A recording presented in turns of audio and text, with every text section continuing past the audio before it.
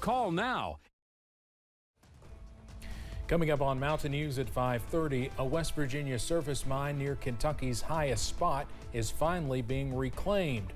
What one former coal miner has to say about the new opportunities. And investigators work to collect the debris of a suspected Chinese spy balloon. How Washington is reacting to the order to shoot it down, and what some call a delayed response.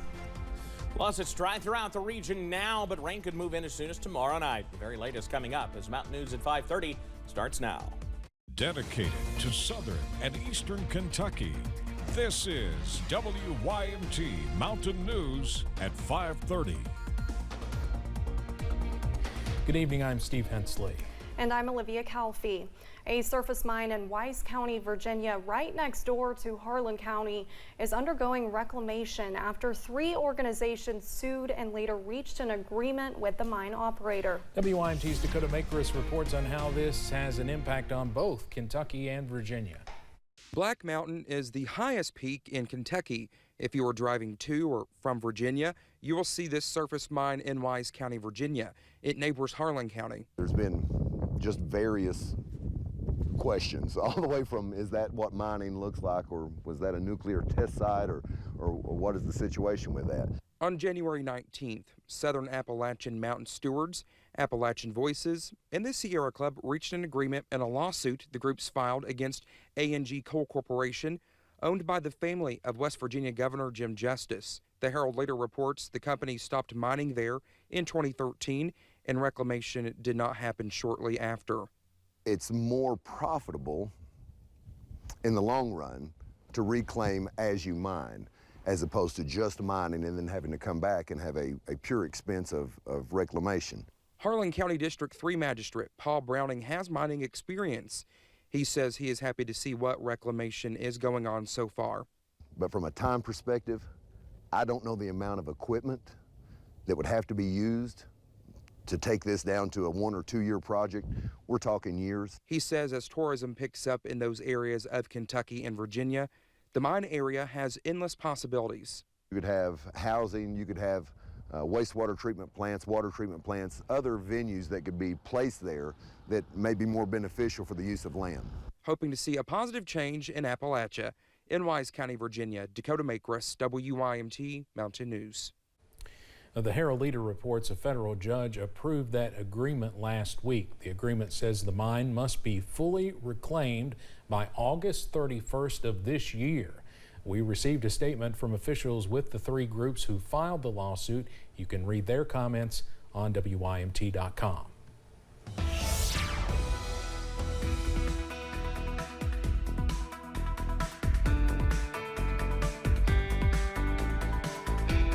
We're starting to see clouds on the increase throughout the region out there this evening. After a beautifully sunny day during the day, here's the view outside from I-64 at Moorhead. Just those clouds starting to work on in. Otherwise, we're in good shape. 48 degrees, the current reading there. Downtown Somerset, 57. That filtered sunshine in place at this point.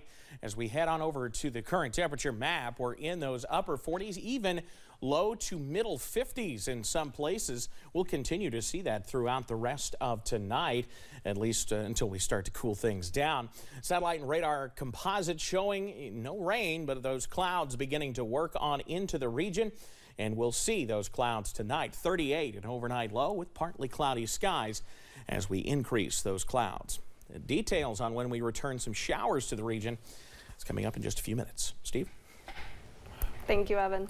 Authorities in Ohio say they plan to release toxic chemicals from 5 cars of a derailed train in Ohio to reduce the threat of an explosion. Ohio Governor Mike DeWine says the quote, controlled release of vinyl chloride was expected to begin at 3:30 this afternoon. Scott Deutsch of Norfolk Southern Railway estimates the release will last between 1 and 3 hours. About 50 cars, including 10 carrying hazardous materials, derailed in a fiery crash Friday night. According to rail operator Norfolk Southern and the National Transportation Safety Board, no injuries to crew, residents, or first responders were reported. The controlled release of the toxic chemicals also has the potential to be deadly if inhaled. Those in the red area are facing grave danger of death if they are still in that area. Those living in the orange area are at risk of severe injury including skin burns and serious lung damage. Norfolk Southern said 20 of the more than 100 cars on the train were classified as carrying hazardous materials, defined as cargo that could pose any kind of danger, including flammables, combustibles, or environmental risk. More than 3,400 people are dead and thousands injured after a powerful earthquake and several aftershocks hit parts of Syria and Turkey.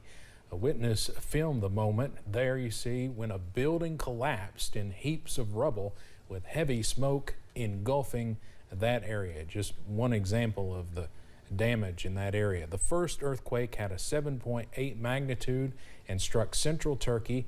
Major aftershocks continue to rattle the region, including one in southeastern Turkey with a magnitude of 7.6, so almost as strong as the first one.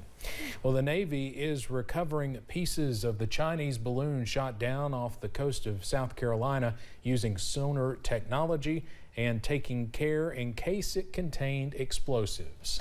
China has accused the U.S. of indiscriminate use of force in shooting it down. CBS's Skylar Henry has the latest from Capitol Hill. There's the balloon on the front of the boat right there. A South Carolina man preparing to head out fishing Sunday captured these images on his cell phone. U.S. Navy personnel aboard several boats, possibly bringing in some of the downed Chinese balloon.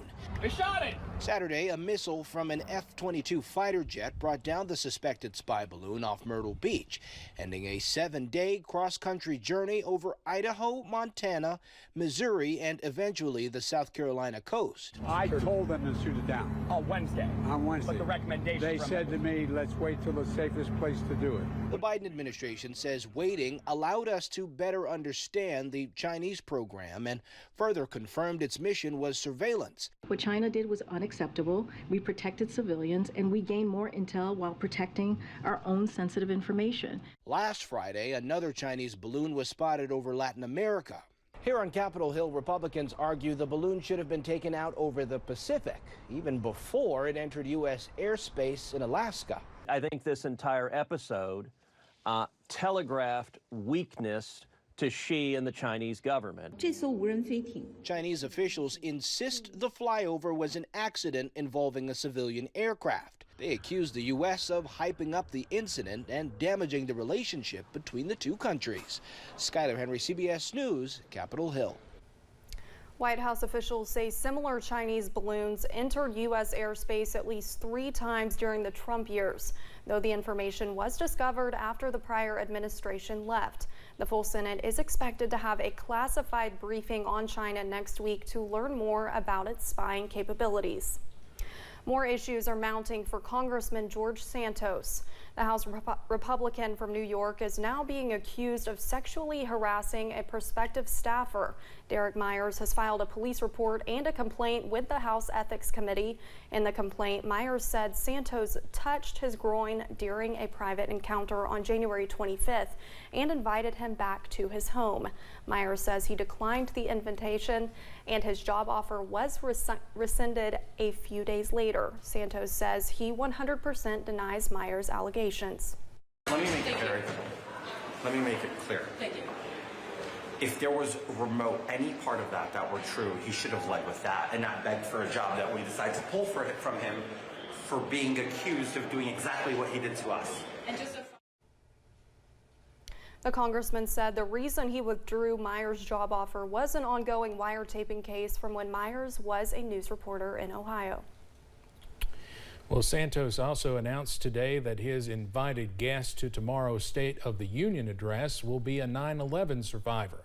Santos' office says Michael Weinstock is a former assistant district attorney in Brooklyn's Special Victims Bureau and was a volunteer firefighter and EMT on 9/11. Weinstock has since been diagnosed with neuropathy and as a result of his exposure to toxins and smoke in the days following the terrorist attack. During his floor speech, Santos said the condition is not covered under the World Trade Center health program and urged colleagues to work together to change that.